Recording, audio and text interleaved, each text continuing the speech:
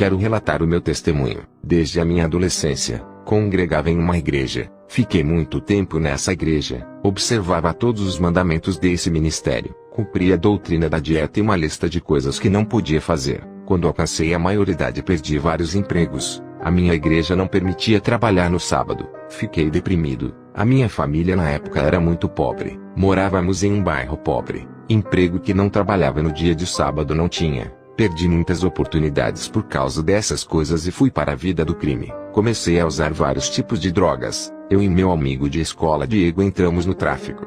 Diego era de família classe alta. Não tinha necessidade de entrar. Fui embora da minha casa. Fui morar na cidade de São Pedro Sula. Diego foi comigo. Juntos entramos para o tráfico. E cada um alugou uma casa para morar. Fiz várias amizades ali. Conheci pessoas perigosas. Tornei amigo de Armando, o rapaz viciado em drogas que perdeu o seu pai em um acidente. E sua mãe, sem condições financeiras, entregou ele ao orfanato aos 7 anos. Quando ele fez 10 anos, fugiu do orfanato. E já fazia 14 anos que ele vivia sozinho sem ninguém da família. Ele trabalhava apesar de ser viciado. Chamei ele para morar comigo e a me ajudar a pagar o aluguel. Fiz amizade com o gerente do tráfico que comandava aquele bairro. Ele se chamava Mauri. Faturávamos muito dinheiro para ele. Por causa disso, ele me deu o cargo de gerente. Ele foi cuidar de outras cidades e me deixou administrando. E tudo o que acontecia ali eu tinha que passar para ele. Com o passar dos anos, eu comecei a ganhar muito dinheiro.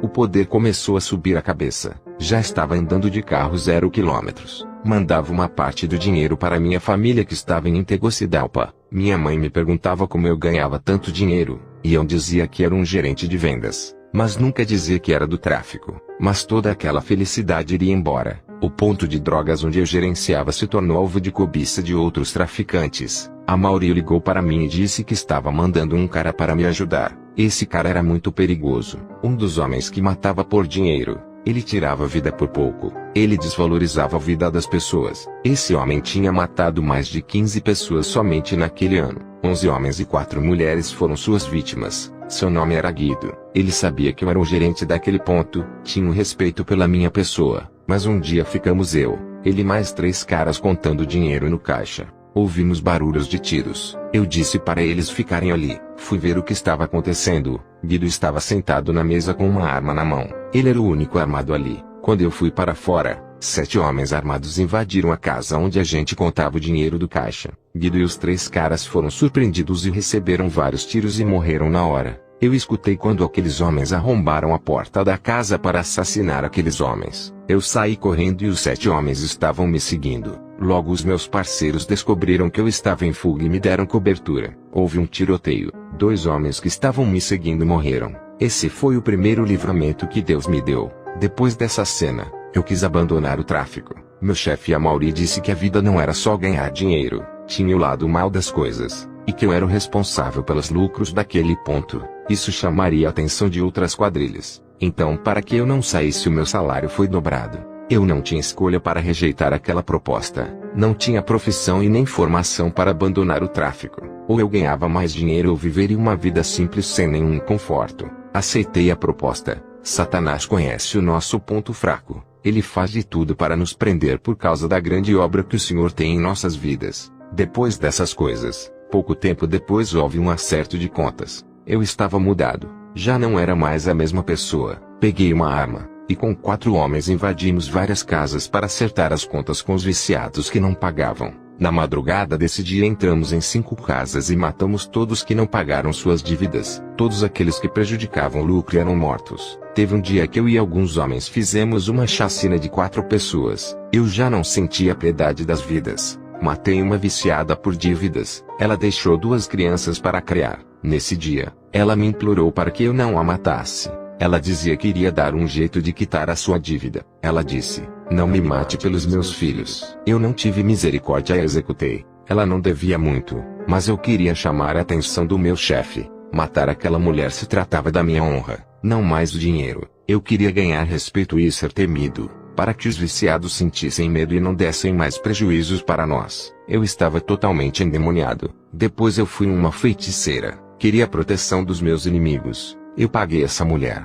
Ela fez um feitiço no meu corpo e disse que meus inimigos nunca me levariam. Depois daquela chacina eu pensava que os viciados nunca mais iriam ficar devendo. Recebi uma ligação de Amaury dizendo que Diego tinha uma dívida grande. Seus pais tinham condições de pagar, eles tinham dinheiro, mas não iriam mais pagar as dívidas de seu filho. Estavam cansados de pagar suas dívidas de drogas. Por esse motivo Diego estava planejando ir embora para outro país. Diego era o rapaz que estudou comigo, e veio morar comigo em São Pedro Sula. A gente era de Tegucigalpa. Conversei com o Diego e dei uma semana para ele pagar.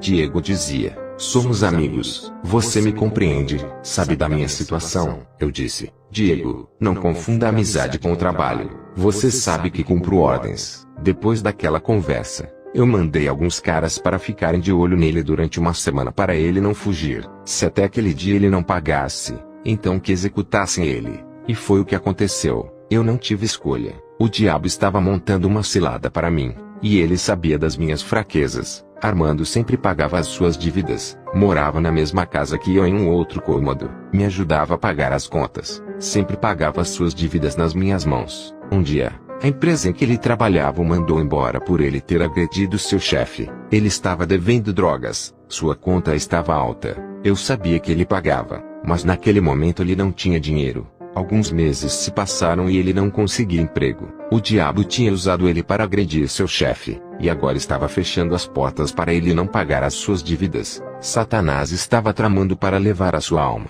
A lei era morte para todos aqueles que não pagavam. Eu considerava Armando como meu irmão. Nunca tinha me decepcionado.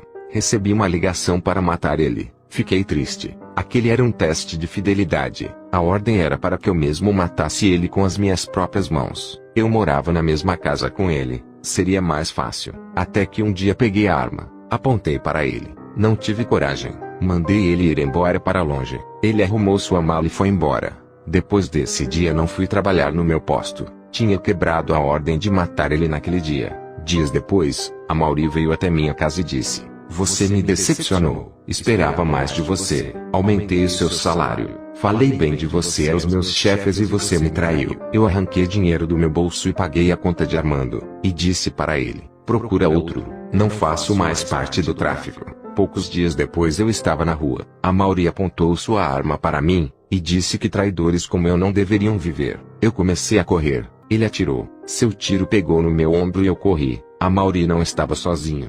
Tinha muitos homens com ele. Aquele dia tinha sido decretada a minha morte, e eu não poderia escapar. Alguém chamou a polícia.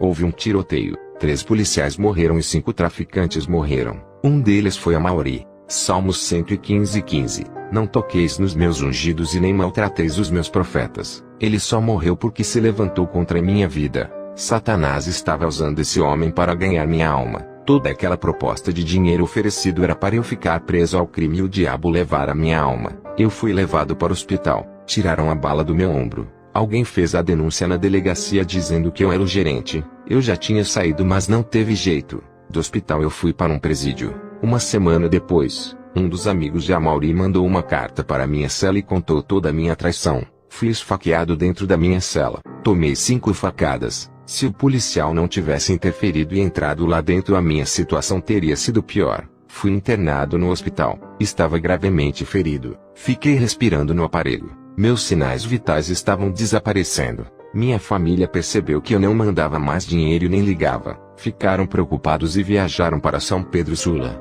Eles receberam a notícia de que eu estava internado, e depois descobriram toda a minha mentira e que eu estava envolvido no tráfico. Quando eu estava naquela cama de hospital, aconteceu uma divisão entre meu corpo e minha alma. Ambas se separaram, e eu desci em alta velocidade. Caí dentro de um lugar escuro onde não havia luz, só trevas, gritos e gemidos, ranger de dentes. Eu não tinha ideia de que lugar era aquele. Um monstro horrível jogou uma corrente em meus pulsos e me arrastou como um animal. Cheguei perto de um trono negro. Por ser tenebroso, eu sabia que era Satanás. Eu era de uma igreja que falava dele. Então fui apresentado para ele. Quando abri um livro, meu nome estava escrito lá. Satã deu gargalhadas e disse: eu já estava lhe esperando. Seja bem-vindo. Aquele demônio me arrastou e me jogou dentro de um lago vermelho. Ele me disse: lugar de assassino é no lago de sangue. Quando ele me jogou, era quente demais. O cheiro tóxico de enxofre me sufocava. Meu ar foi embora. Senti calor, grande ardor daquele fogo. Senti sede. Fui consumido por aquele lago de sangue fervendo. Eu afundei naquele lago vermelho. Senti dor. Parecia que morreria, mas não. Meu sofrimento não acabava. Pedia morte do que viver. Naquela prisão deplorável me batia. Tentava sair dali, mas algo me puxava para o lago vermelho. Nadava até chegar no seco, mas uma força me jogava para o meio daquele lago que ardia como ácido. Cansado de tanto nadar, para mim era o fim. Não havia saída. Tinha muitas pessoas ali comigo tentando escapar, mas os nossos esforços eram em vão. Não havia saída e nem escapatória. Quem caía naquele lugar acabou. Não há esperanças, não há absolvição para os seus prisioneiros. Só resta condenação para o lago de fogo no juízo final. Eu congreguei muito tempo em uma igreja morta que dizia que não tem ninguém no inferno. O ensinamento do engano, o sonho da alma. Satanás quer que ninguém saiba que o inferno existe para levar o maior número possível a esse lugar. Eu acreditava na doutrina do engano dessa falsa igreja que oculta a realidade do inferno. Eu sou prova da existência desse lugar. Eu sabia que era merecedor daquele lugar. Toda a maldade que eu havia feito ficavam vivas na minha mente. Era o que me atormentava. Além de todo o sofrimento, sofria tormentos psicológicos. Me arrependia, mas não adiantava. Era tarde demais para mim. Queria voltar atrás. Começar a fazer tudo aquilo que agradava a Deus, mas acabou. Minha família congregava em uma igreja séria. Faziam campanhas de oração. Naquele hospital eu já estava morto. Os médicos queriam desligar os aparelhos. Minha mãe disse que eu não poderia morrer. Deus tinha prometido para ela que iria me levantar como homem de Deus para fazer a obra. Ela não aceitava minha morte. Eu estava em um lugar onde os homens sanguinários ficam. Vi um anjo descendo até a mim. Pegava na minha mão e me puxava daquele lugar. O anjo disse: "Você recebeu mais uma oportunidade. A obra que Deus tem em sua vida é grande. Foi necessário que passasse por isso para que não desvie mais do caminho da verdade."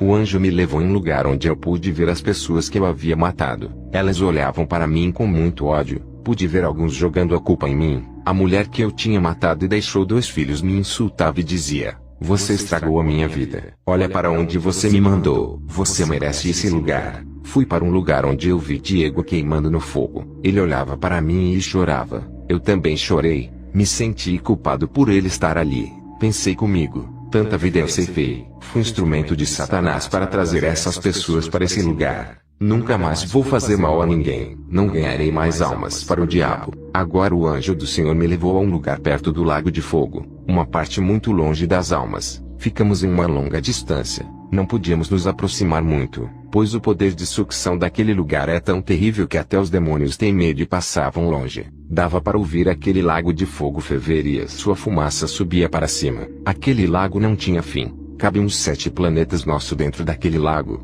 O anjo me disse: "Todas essas almas que hoje tu vistes, ressuscitarão e serão jogados dentro desse lago junto com Satanás e seus anjos. Todas essas almas receberão seus corpos físicos. Ficarão completas como nasceram.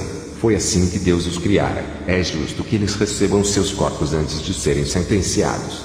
O anjo e eu voltamos para a terra. Minha respiração voltou e abri os meus olhos. Meus pais estavam orando por mim junto com os irmãos. Estava mais de uma semana internado, mas eu havia falecido há 2 dias. Minha mãe lutava para não tirarem meu corpo. Quando eu acordei, meus pais junto com os irmãos começaram a glorificar a Deus. Os médicos ouviram um barulho. Entraram no hospital sem acreditarem que eu estava vivo. Contei para eles a minha experiência. Naquele dia aceitaram a Jesus mais de 15 pessoas, entre médicos, enfermeiros e funcionários que trabalhavam naquele hospital. Recebi alta. Eu sabia que iria preso quando saísse dali. Dobrei meus joelhos. Percebi que uma sombra negra saía do meu coração. Me arrependia de todo o mal que eu tinha feito. Sei que não posso consertar as famílias que eu fiz chorar e nem fazer aquelas vidas voltarem, mas posso ajudar os que estão vivos. Fui preso. Ganhei muitas almas naquele presídio. Fui solto com a ajuda de alguns médicos que se converteram com o meu testemunho. Construímos uma casa de recuperação para alcoólatras e drogados. Essa casa tem tirado muitos viciados da rua e convertido muitos. Nessa casa eles aprendem a palavra de Deus, aprendem a orar e fazem cursos para se integrarem à sociedade e a terem um emprego digno. Essa casa fez uma parceria com escolas profissionalizantes. Sei que não posso consertar o estrago que eu fiz nas vidas, mas posso fazer o que está embaixo do meu alcance. Sei que é o mínimo que posso fazer segundo as minhas condições. Mas é de coração, eu peço perdão a todas as famílias que prejudiquei. Talvez não alcançarei seus perdões, mas orarei por vocês. Enquanto você que está no mundo da perdição como eu estive, aceite a Jesus. Ele é misericordioso, é um Deus bom. Não importa se é um assassino, não importa o seu pecado, se é uma prostituta, um homossexual, uma lésbica, Ele quer te perdoar. Não resista a esse chamado. Eu fui para um lugar onde me pertencia. Foram alguns minutos de sofrimento, mas parecia uma eternidade. Lá no inferno não existe contagem de horas, pois lá é só noite. Não existe contagem de tempo. Hoje é o seu dia de escapar do inferno. Não queira ir para lá e ficar por toda a eternidade. Você que vai aceitar a Jesus, diga comigo: Pai Celestial, venho ao Senhor em atitude de arrependimento. Peço que perdoe cada pecado que cometi, os de que tenho consciência e os de que não tenho consciência. Me arrependo de todos eles. Escreva o meu nome no livro da vida e apaga o meu nome do livro da morte, e me livra da condenação eterna. Perdoa-me, Jesus, por tudo o que eu fiz. Me faça um novo filho. Me livra de todo o mal, me fazendo uma nova criatura. Amém.